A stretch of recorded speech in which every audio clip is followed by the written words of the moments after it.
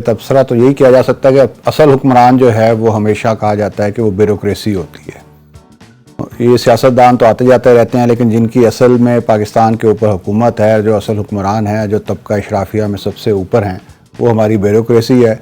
आवाम को चाहे रोटी ना मिल रही हो, पानी ना मिल रहा हो, उनके लिए हर चीज़ मुहैया है। अब उस मौके पे जब हम IMF से हमने कर्जा लिया हुआ है, हमें पैसे देने को नहीं है, बजट नहीं है, और उस मौके पे आप 2.25 अरब की गाड़ियां सिर्फ जो हैं वो असिस्टेंट कमिश्नर्स के लिए, अभी असिस्टेंट कमिश्नर्स हैं। अच्छा, जो ब्यूरोक्रेसीज में किसी हद तक निचला तबका समझा जाता है, ये अभी डिप्टी कमिश्नर और कमिश्नर साहिबान नहीं है। इन असिस्टेंट कमिश्नर्स के लिए भी जो है वो कहा गया कि जी गाड़ियाँ इनकी पुरानी हो गई हैं, तो इनको नई गाड़ियाँ दी जाएंगी।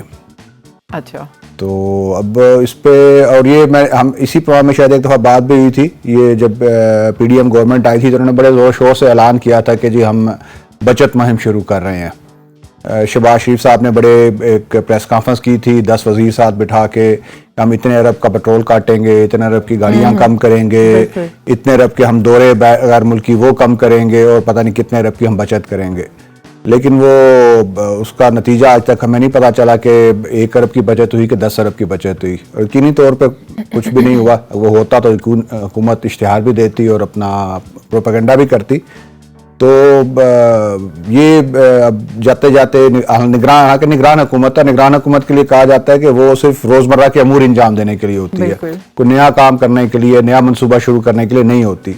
डे टू डे वर्क जो होता है वो उन्होंने करना होता है, जो रोज़ का एक उनके लिए सामने आती हैं चीज़ें। इस निगरान हुकूमत ने भी मतलब चूँकि असल हुक्मरान ब्यूरोक्रेसी है, चाहे वो निगरान वज़ीर आला हो, चाहे वो असल वज़ीर आला हो, तो उन्होंने अपने लिए पैसे मंजूर करवा लिए। आप जो मर्जी शोर करते रहे। वज़ीर आला से कल सवाल भी हुआ कि जी, उन्होंने कहा जी बड़ी पुरानी गाड़ियाँ हो गई, अफसरों को उबर तो यूज़ नहीं कर सकते अफसर।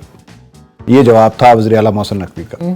चलिए उमर से भी पूछ लेते हैं। उमर, जरा ये बताएं कि इस वक्त आप कहाँ मौजूद हैं? मैं इस वक्त मॉल रोड के ऊपर मौजूद हूँ और मेरे बिल्कुल पीछे पंजाब असेंबली है और मेरे बिल्कुल सामने मुझे CM को दिखाई दे रहा है। अच्छा, जबरदस्त। जरा ये बताइए कि आपको भी ये खबर मिली होगी ना कि जी पंजाब के 200 अफसरान के लिए नई गाड़ियां जो है वो खरीदी जा रही हैं। आपका क्या कहना है इस बारे में?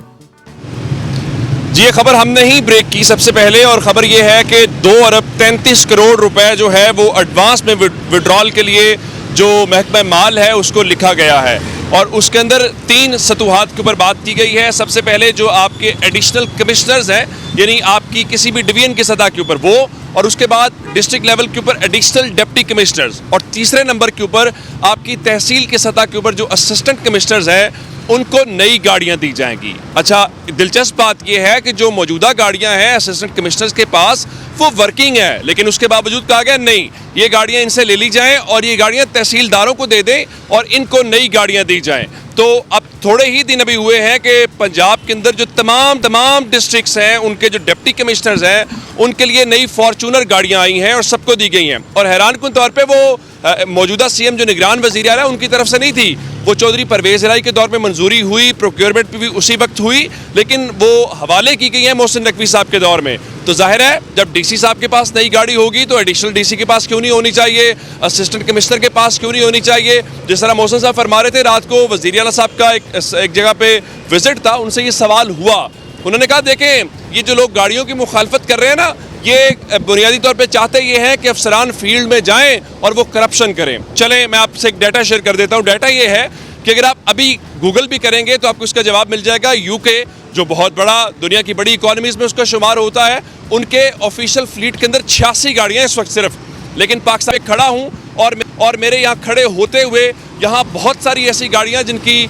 सब्ज नंबर प्लेट है, जिनके ऊपर इशारा लगा हुआ है, वो यहाँ पे घूमती हुई दिखाई दे रही है। उसकी एक मिसाल ये खूबसूरत सी जाती हुई गाड़ी है जिसमें खूबसूरत से ऑफिसर बैठे हुए हैं, और ये किनके पैसों से है? ये आपके मेरे पैसों से है। कल एक इसी किस्म की वीडियो सोशल मीडिया के ऊपर सर्कुलेट हो रही थी जिसके अंदर कमिश्नर साहब का मुबैना तौर पे कहा गया ये शेखुपुरा के अंदर वो चाय पीने के लिए गए हुए हैं, उनका कॉन्वॉय गुजर रहा था। मुझे हरगिज़ नहीं ये लग रहा था कि जनाब वो किसी तौर पे भी किसी मातहत का है। ये देखिए एक और खूबसूरत सा मंजर है, आगे गाड़ी पीछे सरकारी फिर गाड़ियां हैं। ये लाहौर का माल रोड सारा दिन पेश करता है जो हमें बता रहा होता है कि जनाब अली इस किस्म की सूरत हाल क्या है। मुझे ये अंदाज़ा नहीं होता कि जब हम IMF से कर्जा मांगने जाते हैं तो वो अगर इन अफसरान की इन गाड़ियों को या इन प्रोटोकॉल्स को, इन हटो बचों को देख ले तो वो हमसे कर्ज क्यों नहीं मांगते भाई, कि आप अपने रहन सहन, अपनी अयाशियाँ तो देखें। लेकिन देखें जब इसके ऊपर कोई भी बात करने को तैयार नहीं है, ना हुकूमत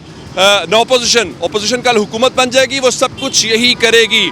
सवाल ये नहीं है जिस तरह वज़ीर आला साहब फरमा रहे थे कि आप चाहते हैं कि अफसरान ऊबर इस्तेमाल करें, ये बात नहीं। एक मिसाल देना चाहता हूँ आपको कि पाकिस्तान में 2 इदारे हैं, एक सिविलियन इदारे काम करते हैं जिस तरह ये है, और एक पाक फौज काम करती है। पाक फौज में भी गाड़ियां इस्तेमाल होती हैं, लेकिन उसका हरगिज़ मतलब ये नहीं होता कि आप गाड़ी लेके घर चले जाएंगे। इसका हरगिज़ मतलब ये नहीं होता कि आपके जो बच्चे हैं उसके ऊपर शॉपिंग और गली महलों में इवन कुर्बानी के ऊपर आएंगे, वहाँ पे गाड़ी इदारे की होती है और इदारे का ही ड्राइवर होता है। लेकिन यहाँ मैं आपको अगर डाटा बताऊँ तो किसी जगह पे हम चले जाएं और पता चले कमिश्नर साहब हैं, तो कमिश्नर साहब को अगर ऑफिशियली गाड़ी एक है तो उनके घर में 4 से 5 गाड़ियां होंगी। बेगम साहिबा के लिए अलग गाड़ी होगी, बच्चों के लिए अलग गाड़ी होगी, वो भी सरकारी खर्चे पर, पूरा एक सेटअप। जी, सरकारी खर्चे पर। अच्छा, बड़ी दिलचस्प बात एक और आपको बताता हूँ। कल हमें रद्देमल जानने के लिए मार्केट जाना पड़ा। मैंने लोगों से पूछा कि कोई 2.25 अरब रुपए की गाड़ियां खरीदी जा रही हैं। अब यकीन करेंगी कि लोग ऐसे रद्देमल दे रहे थे, मुझे लग रहा था मेरा मजाक उड़ा रहे हैं। उनका इसमें नई बात क्या है, वो चाहे उनकी मेहरबानी कि उन्होंने 5 अरब की गाड़ियां नहीं ली, अभी उनकी मेहरबानी के 2.25 अरब रुपए की ली हैं, और आप उनसे बात करेंगे तो वो यही कहेंगे कि हम इसको करप्शन को रोकना चाहते हैं। चले, आपने गाड़ियां देके पाकिस्तान का करप्शन इंडेक्स में कितना नंबर बेहतर कर लिया, वो मोहसिन नकवी साहब हमें बता सकते हैं। ये एक पुरानी आदतें हैं, साल बदल जाते हैं, हुकूमतें बदल जाती हैं, पाकिस्तान के जो बाबू हैं और अफसरशाही हैं, इनकी आदतें किसी तौर पर ना बदलेगी ना बदलती हुई दिखाई दे रही हैं। बिल्कुल, कि अल्लाह करे कि सारी चीजें बेहतर हो जाएं। लेकिन दुबई में भी तो मीटिंग्स चल रही है ना? मीटिंग चल रही है जी। कल जब खबर आई है इसहाक डार साहब वाली, तो कल एक इतला हमारे पास आई कि मुलाकात हो गई है नवाज शरीफ साहब के हवाले से और जरदारी साहब के हवाले से दुबई के अंदर, क्योंकि जद्दा से वो दुबई पहुंच गए हुए हैं, जरदारी साहब ऑलरेडी दुबई के अंदर हैं। तो फिर हमें पता चला कि पीपल्स पार्टी जो है वो इस हवाले से दावा ज़रूर कर रही थी। मुस्लिम लीग नून के ज़राए बता रहे थे मुलाकात नहीं हुई, अभी इनिशियल मामलात हैं। लेकिन बहरहाल मुस्लिम लीग नून ने वाज़ेह तौर पर अब उनके रहनुमा खुल के कल से बता रहे हैं जी बिल्कुल इसहाक डार अगर इंटरिम प्राइम मिनिस्टर आ जाए तो उसमें क्या कबाहत है। ये सवाल था पहले अवाम का रद्देमल जांचने का, तो अगर इसहाक डार आते हैं तो ये पाकिस्तान के अंदर बिल्कुल एक नई मिसाल होगी। लेकिन मोहसिन साहब बैठे हैं, वो आपको बताएंगे कोई पाकिस्तान में बहुत कुछ होता है। हमने एक ऐसा भी निगरान वज़ीर आज़म देखा था जो एयरपोर्ट के ऊपर उतरा तो उसको एयरपोर्ट के ऊपर उसका शनाख्ती कार्ड देना पड़ा, क्योंकि उसका पहले पाकिस्तान का शनाख्ती कार्ड ही नहीं बना हुआ था। तो अगर इसहाक डार साहब को प्राइम मिनिस्टर के तौर पर ले आते हैं, यानी एक सर्विंग गवर्नमेंट जो एक पार्टी के टिकट के ऊपर सेनेटर बने हैं वो होंगे, तो मेरे ख्याल से इवन पीपल्स पार्टी के लोग दबे लफ्ज़ों में इसके ऊपर वो कर रहे हैं अपने रद्देमल का इजहार। लेकिन ये एक नई मिसाल होगी, एक नया चीज़ होगी। लेकिन बहरहाल पीपल्स पार्टी और मुस्लिम लीग नून जो है ये उनका भी इम्तिहान है कि वो जिन जमहूरी उसूलों की बात करते हैं, जो प्रेस कॉन्फ्रेंस में दावे करते हैं, जो आइन का करते हैं अमली तौर पर। देखिए, निगरान हुकूमत की पहली डेफिनेशन ये है कि गैर जानिबदार हो, गैर जानिबदार हो, किसी सियासी पार्टी से ताल्लुक़ ना हो, किसी फरीक की तरफ झुकाव ना हो। लेकिन मेरे ख्याल से हम जहां बहुत सारे और हमारे मामलात हैं, हम सियासी तौर पे भी शायद इन्हितात का शिकार हैं। बिल्कुल, अब एब्सोल्युटली राइट, मतलब 100% एग्री। मुझसे बताएं कि नवाज शरीफ साहब और जरदारी साहब ये इलेक्शंस कब करवाएंगे? नवाज शरीफ साहब और जरदारी साहब इलेक्शन कब करवाएंगे, ये आपने अच्छा सवाल किया। इलेक्शन यही करवाएंगे, करवाना चाहते हैं ना वो। इलेक्शंस का जो सूरत हाल लग रही है वो यही है, जो इनकी कोशिशें लग रही हैं कि नवंबर के फर्स्ट वीक में इलेक्शन हो जाएं। 8-9 अगस्त को असम्बली जाएगी और 10 या 11 को अगर सदर उस पर साइन नहीं भी करते तो वो असम्बली तहलील हो जाएगी 12 से पहले, जिसका मतलब है 90 दिन होंगे इलेक्शन कमीशन के पास और फिर नवंबर के फर्स्ट वीक में होंगे। डार वाली बात आपने, इसहाक डार साहब जो हमारे वज़ीर ख़जाना भी हैं, मौजूदा 5वीं बार वज़ीर ख़जाना बने हैं, तो उनको निगरान वज़ीर आज़म बनाने की बात कल होती रही है। एक शो में भी उनसे ख़ुद भी पूछा गया तो उन्होंने कहा जी अगर कोई ज़िम्मेदारी मुझे मिलेगी तो मैंने पहले भी ज़िम्मेदारियां बड़े अच्छे तरीके से निभाई हैं, ये भी निभाऊंगा। इसमें जो 2 एतराज़ात जो 2-3 सामने आते हैं, एक तो उमर ने बात की कि निगरान हुकूमत की जब तय हुआ था कि पाकिस्तान में निगरान हुकूमत बना करेगी इलेक्शंस कराने के लिए, तो उसकी बुनियादी वजह ये थी कि ऐसे लोग लाए जाएँ जिनका कोई सियासी बैकग्राउंड ना हो, जो किसी सियासी जमात से ताल्लुक़ ना रखते हों, ताकि वो इलेक्शन में किसी भी सियासी जमात को कोई फ़ायदा ना दे सकें। अपना काम करें, 3 महीने आएँ, डे टू डे जो वर्क होता है वो करें और फिर 3 महीने बाद इलेक्शन करवा के नई हुकूमत को, जो अवाम की मुंतखब हुकूमत हो, उसको इक़्तिदार दे दें। लेकिन अगर आप एक ऐसे शख्स को निगरान वज़ीर आज़म लगाएंगे, सर मगर 3 महीने से ज्यादा हो चुका है ना पंजाब गवर्नमेंट को, तो वो तो खैर उनको तो 3 महीने से ज़्यादा, बल्कि केपी गवर्नमेंट को भी 3 महीने से ज़्यादा हो चुके हैं। जी। वो एक अलग इशू है, चूँकि सुप्रीम कोर्ट का एक हुक्मनामा था कि इलेक्शन करवाए जाएं पंजाब के हवाले से। केपी का तो इलेक्शन की डेट ही नहीं आई, लेकिन वो नहीं हो सके, और जब तक ज़ाहिर इलेक्शन नहीं होते तब तक निगरान हुकूमत बैठी है। अफवाहें तो ये भी हैं कि मरकज़ में भी शायद कुछ ऐसा खुदा ना खास्ता हो जाए कि अगर इलेक्शन नहीं होते तो ये जो गवर्नमेंट नवंबर में इलेक्शन कराने वाली है ये शायद फरवरी मार्च तक चली जाए। उस पर तो अभी देखेंगे। लेकिन मैं जो IMF से लोन लिया था उनकी जो शराइत थी उसमें भी तो हम बाउंड थे ना इलेक्शंस करवाने के लिए, तो हम डिले करते चले जा रहे हैं। इलेक्शन कराने के बाउंड तो नहीं है, उसमें 3 उनकी किस्तों की जो है वो मुद्दत उन्होंने रखी हुई है। एक इस गवर्नमेंट को मिल गई है, एक उन्होंने देनी है दिसंबर में, जो नवंबर दिसंबर में जो निगरान हुकूमत को मिलेगी, नवंबर से में तकरीबन मिलेगी। तो निगरान हुकूमत तो यकीनी तौर पे आएगी, इसमें तो कोई शक नहीं है। इस गवर्नमेंट ने चले जाना है। वज़ीर आज़म बार बार कह चुके हैं अपनी हर तकरीर में, अब तो कहते हैं कि हम इस छोड़ जाएंगे, असम्बली ख़त्म हो जाएगी। मतलब इस असम्बली की जो पहले आता था कि जी टर्नओवर शायद बढ़ाया जाएगा, और टर्नओवर नहीं बढ़ाया जा रहा, ये तो तय हो गया है। लेकिन निगरान हुकूमत का टर्नओवर कितना होगा, असूली तौर पर तो 3 महीने ही होता है। लेकिन जैसे उमर ने कहा कि पाकिस्तान में सब कुछ मुमकिन है और कुछ भी मुमकिन है, तो ये बातें चल रही हैं कि शायद अगर माशी हालात या सियासी हालात इस तरह के ना हुए तो शायद ये टर्नओवर जो है वो थोड़ा सा आगे भी बढ़ाया जा सकता है।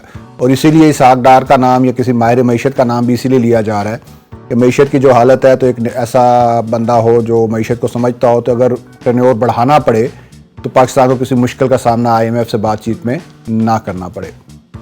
लेकिन डार साहब ने जो पिछले 1 साल में मईशत के साथ किया, अगर मईशत 3 महीने भी फिर इनको ही देनी है तो बस फिर क्या कहा जा सकता है।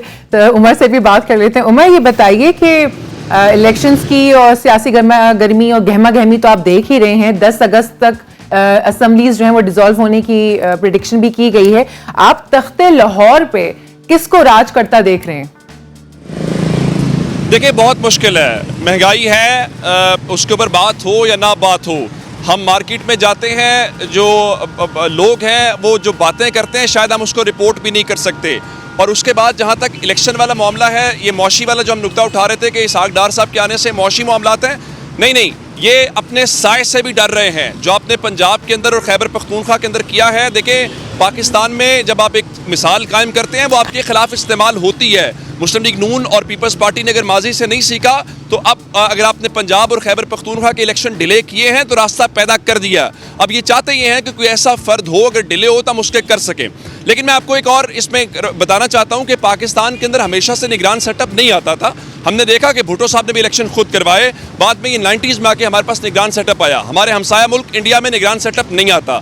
अगर इसी तरह का निगरान सेटअप आना है और उसको खींचना है, यानी आप देखिए ना, ये मेरे साथ बिल्कुल पंजाब असम्बली है, ये खाली पड़ी है, यहाँ पे लोग फैसला, उनके नुमाइंदे नहीं बैठे हुए, पंजाब में लोगों को हक़ राय दही नहीं दिया गया। तो अगर इंडिया में बगैर इंटरिम सेटअप के इलेक्शंस हो सकते हैं तो पंजाब और खैबर पख्तूनख्वा, बलूचिस्तान, सिंध या विफाक की सतह के ऊपर हो सकते हैं। लेकिन मैं आपको एक बात बताना चाहता हूँ, ये कहना, मुस्लिम लीग नून ये ज़रूर दावा कर रही है कि वो 200 सीटें जीतेंगे या वो इतनी सीटें जीतेंगे, लेकिन ये एक नया रिकॉर्ड, उस दिन भी आपसे बात हुई थी कि इस बार अगर गवर्नमेंट रिपीट हुई तो ये पाकिस्तान की पॉलिटिकल हिस्ट्री का एक नया काम होगा। इससे पहले हमने नहीं देखा कि एक वज़ीर आज़म गया हो, चाहे वो अदालत के ज़रिए गया हो, वो मार्शल लॉ के ज़रिए गया हो या टेन्योर पूरा करके गया हो, तो वो वापस आया हो। अगर ये बड़ी एक दिलचस्प सी सूरत हाल होगी। लेकिन पंजाब में एक रिजेंटमेंट ज़रूर है, मैं आपको ये बात बताऊँ। वो रिजेंटमेंट ये है कि लोग चाहते हैं कि इलेक्शन हो, स्टेबिलिटी आए। हम ये नहीं कह रहे कौन जीते कौन हारे, किसके पास कितनी सीटें हों।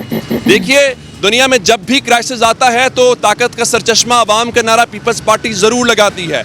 लोगों से रुजू किया जा रहा है। ये पहली बार है कि लोगों के नुमाइंदे उनके पास नहीं हैं। देखें, कल लाहौर में बारिश हुई, आपने देखा लाहौर डूब गया। हर बार बहाना बनाया जाता है जी पहले से ज़्यादा बारिश हुई। हम में से कोई नहीं बताना चाहता कि नहीं, असल मसला ये है कि लोकल बॉडीज़ नहीं हैं। 18वीं तरमीम का आप रोज़ाना की बुनियाद के ऊपर बात करेंगे, उसके फ़ायदे बताएंगे, आपको कोई नहीं बताएगा। विफाक से तो आप पावर्स ले रहे हैं, उसको डिस्ट्रिक्ट लेवल के ऊपर नहीं लेके जा रहे। तो आप अगर अपने मसाइल का हल जो है वो डिसिप्लिन से करना चाहते हैं या कोई पेन किलर लेके करना चाहते हैं, कर लें, लेकिन ये मसाइल का हल नहीं होगा, ये मसाइल में इजाफा होगा। जहाँ तक लोग हैं, लोग इस वक्त तंग हैं। लोगों को बिजली के बिल बहुत ज़्यादा आ रहे हैं, लोगों का खाना पीना मुश्किल हो गया है। ये वो सूरत हाल है जिसकी बुनियाद के ऊपर शायद अब इलेक्शन के नाम से भी हुक्मरानों को डर लग रहा है। बिल्कुल सही बात है सर। वैसे ऐसी बातें सुनने में आ रही हैं कि पीटीआई को जो है वो इलेक्शन से दूर रखा जाएगा। इस बात में कितनी सदाकत है? कोशिश तो ये की जा रही है, शायद बतौर सियासी जमात तो उसको इलेक्शन से बाहर ना किया जाए, लेकिन उसके चेयरमैन को शायद जो लग रहा है जो ड्राइंग रूम्स में बातें हैं उसमें ये कहा जा रहा है कि जब निगरान हुकूमत आएगी तो वो उनके खिलाफ जो उनके खिलाफ मुख्तलिफ इस वक्त केसेस मौजूद हैं उसके तहत शायद उनकी गिरफ्तारी भी हो जाए निगरान हुकूमत के दौर में, और उनमें से किसी एक केस में उनकी वक्ती तौर पर नाअहली भी हो जाए। वक्ती तौर पे इसलिए कह रहा हूँ कि अगर उनको लोअर कोर्ट भी नाअहल करार देती है तो उसकी अपीलों और उसके फैसले होने में भी टाइम लगेगा और तब तक इलेक्शन आकर और गुजर चुके होंगे। तो जो प्लान है वो यही है कि चेयरमैन पीटीआई नाअहल हों, वो इलेक्शन में हिस्सा ना ले सकें, पीटीआई बतौर जमात इलेक्शन में हिस्सा ले। लेकिन ज़ाहिर है जब किसी पार्टी का लीडर जो है वो इलेक्शन ना लड़ सकता हो तो उस पार्टी का वोटर, उस पार्टी का वर्कर जो है वो थोड़ा सा मायूस होता है और वो बाहर आने में, वोट डालने में इतना इंटरेस्ट नहीं शो करता। तो प्लान यही है कि जी पीटीआई के वोटर को थोड़ा मायूस किया जाए, पीटीआई के वोटर को थोड़ा सा ये अंदाज़ा बताया जाए कि जी तुम्हारी हुकूमत आने का इम्कान नहीं है, तो इसलिए वो वोट डालने ना निकले। और फिर अगर एक पार्टी का वोटर वोट डालने नहीं निकलेगा तो ऑब्वियसली दूसरी पार्टियों को उसका फ़ायदा होगा। तो अब तक का जो सूरत हाल है जो आगे आ रही है, और ये गवर्नमेंट तो ज़ाहिर है इसकी मुद्दत ख़त्म हो रही है अगस्त में, तो मेरा नहीं ख्याल कि अभी तक कोई चेयरमैन पीटीआई की गिरफ्तारी का प्लान इन्होंने बनाया हो। प्लान यही है कि ये सब कुछ निगरान हुकूमत के दौर में ही होगा, चाहे वो गिरफ्तारी हो चाहे नाअहली हो, और ताकि एक तो ये कि सियासी पार्टियों पर ये मुद्दा ना आए कि इन्होंने किया है, और दूसरा ये कि इलेक्शन से ऐन पहले अगर ये होता है तो पीटीआई को भी संभलने का इतना मौका नहीं मिलेगा। और ये ज़ाहिर है मौजूदा हुकूमत जो आगे इलेक्शन लड़ रही होगी और आगे हुकूमत बनाना चाहती है उसके लिए बहुत फ़ायदेमंद होना है। लेकिन हर चीज़ पे क्वेश्चन मार्क ही है। क्वेश्चन मार्क तो ज़ाहिर है पाकिस्तान में हर चीज़ पे रहता है, सर्टेनिटी तो यहाँ कुछ भी नहीं होती। 2021 में आप कह नहीं सकते थे कि पीटीआई की हुकूमत जाएगी, लेकिन 2022 शुरू हुआ और हुकूमत चली गई। हाई अनसर्टेनिटी है ये। तो ये तो कुछ नहीं कहा। पाकिस्तान में वो कहते हैं समा 100 बरस का पल की खबर नहीं, ये जिंदगी के बारे में भी और पाकिस्तानी सियासत के बारे में भी बहरहाल फिट बैठता है। बिल्कुल। तो उमर से बात कर लेते हैं, बेचारे धूप में खड़े वहाँ पे, पता नहीं सनब्लॉक भी लगाया कि नहीं। उमर जरा ये बताइए कि पंजाब में सीट्स की एडजस्टमेंट के बारे में बहुत कुछ सुनने को मिल रहा था, तो क्या आपको लगता है कि इसमें कामयाबी होगी? मुस्लिम लीग नून जो है वो इस मूड में दिखाई नहीं देती। मुस्लिम लीग नून बहुत कॉन्फिडेंट है, उनका ख्याल ये है कि हमें किसी की पंजाब में ज़रूरत नहीं है, और वो पंजाब में खासकर पीपल्स पार्टी को स्पेस देने के मूड में दिखाई नहीं दे रहे। लेकिन इत्तलात ये है कि जो इसहाक डार का नाम फ्लोट किया गया है, अगर इसहाक डार के नाम के ऊपर आपने इत्तेफाक करना है तो ऐसे तो नहीं हो सकता पीपल्स पार्टी वाले या जरदारी साहब को ये इल्म नहीं है कि डिप्टी प्राइम मिनिस्टर जो है अगला निगरान वज़ीर आज़म हो, नवाज शरीफ साहब के समधी निगरान वज़ीर आज़म हो, तो सारा कुछ जो है वो एक ही बास्केट में डाल दिया जाए मुस्लिम लीग नून के, तो गिव एंड टेक होगा। वो गिव एंड टेक यही है कि उनको ये कहा गया है कि हम 2 सूरतों में आपकी हिमायत करेंगे। पहली ये इलेक्शंस ऑन टाइम होने चाहिए, दूसरी ये है कि हमें पंजाब में सीट एडजस्टमेंट हो। बहुत सारे हलकों के मुतालिक हमने सुना, कमर जमान कायरा साहब का है, नदीम अफजल चंद साहब का है, मुल्तान वाले जनूबी पंजाब के कुछ हलके हैं, वहाँ पे वो चाहते हैं कि मुस्लिम लीग नून जो है अपने उम्मीदवार खड़े न करे और यहाँ पे पाकिस्तान पीपल्स पार्टी को भरपूर मौका दिया जाए, पहला। दूसरा, इस्तेकाम पाकिस्तान पार्टी का भी मसला है। इस्तेकाम पाकिस्तान पार्टी के हवाले से पीपल्स पार्टी ये समझती है उसके आने से उनको ब्लॉक किया गया पंजाब के अंदर, और शायद जब जरदारी साहब आए थे वो नाराज़ होकर यहाँ से गए। वो एक बात है, कहा यह गया कि झंडे नहीं लग सके, इस्तेकाम पाकिस्तान पार्टी के झंडे ज़रूर दिखाई दे रहे हैं, पीपल्स पार्टी के झंडे हमें लाहौर में कम दिखाई देते हैं। अच्छा, लेकिन उसके बाद अब इस्तेकाम पाकिस्तान पार्टी 30 सीटों के ऊपर सीट एडजस्टमेंट मांग रही है मुस्लिम लीग नून से। लेकिन हमारे पास जो खबर है वो ये है कि मुस्लिम लीग नून ने उनको 5 सीटों की बात की है, जिसमें कहा गया अलीम खान खुद चाहें या उनका कोई नॉमिनेटेड कैंडिडेट हो, लंगड़ियाल साहब चाहें या जहांगीर खान तरीन या इसाक खाकवानी की जो सीट है उसके ऊपर हम कर सकते हैं। लेकिन अगर आप समझते हैं कि 30 सीटें 30 अगर इस्तेकाम पाकिस्तान पार्टी को दें फिर पीपल्स पार्टी को दें तो हमारे पल्ले क्या रह जाएगा। तो इसलिए मुस्लिम लीग नून आगाज़ इनकार से कर रही है कि अगर हाँ करनी भी पड़े तो बहुत कम नंबर के ऊपर करनी पड़े। लेकिन सवाल सिर्फ ये है कि अगर आप सीट एडजस्टमेंट करेंगे किसके खिलाफ करेंगे। किस नारे के खिलाफ करेंगे। जहाँ तक मोहसिन साहब बात कर रहे थे कि देखें, पंजाब में अगर तहरीक इंसाफ आपके मुकाबले में ना हो, बेशक उसके चेयरमैन ना हो, तो आपने इलेक्शन लड़ना किसके खिलाफ है?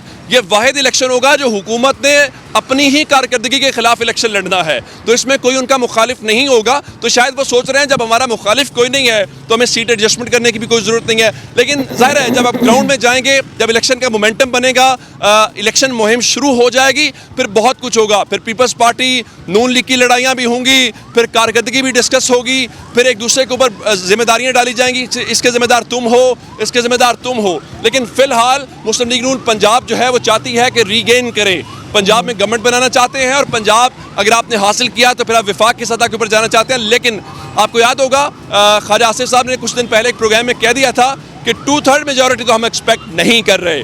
अगर वो नहीं कर रहे तो जोड़ तोड़ करनी पड़ेगी, इसलिए वो चाहते हैं कि पंजाब में ज़्यादा से ज़्यादा सीटें उनके पास हों ताकि वो बार्गेनिंग की अच्छी पोजीशन में हों।